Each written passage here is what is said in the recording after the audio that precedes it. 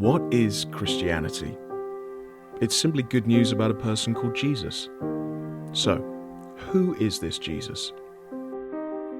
He's the Christ, the King who God himself had promised to send, who would put everything right by setting up a kingdom of justice and love. He's also the Son of God, God himself entering the world as a human being. Jesus proved who he was by what he did. He healed people, he calmed storms, he raised the dead.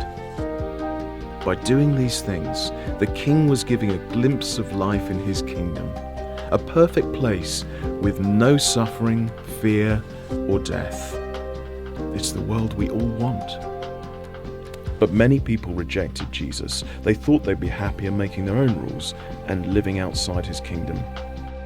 This rejection of the King is something we all do. Jesus called it sin. It damages our lives and will eventually leave us separated forever from the joy of being in the kingdom. God won't let those who reject the King live with him.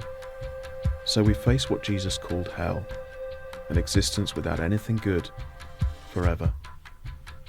People rejected the King so violently that they killed him by nailing him to a cross. But his death wasn't a mistake by God, it was a masterstroke. On the cross, Jesus was cut off from God's friendship and goodness. He chose to experience hell so that we don't have to. The sinless King died to take the punishment sin deserves. Jesus was opening the way into his kingdom. 3 days after his execution, his tomb was found to be empty. And over the next few weeks, many ate with Jesus, dozens spoke with him, and hundreds saw him. Jesus the King could not be contained by death. He had risen. So today, right now, Jesus is inviting people to come into his kingdom. He tells us to repent and believe the good news. Repent means to turn around, to live with Jesus in charge instead of ourselves. Believe means to trust that Jesus has done everything we need to give us a place in his kingdom. Living with Jesus as King isn't easy. His followers will be rejected just as he was.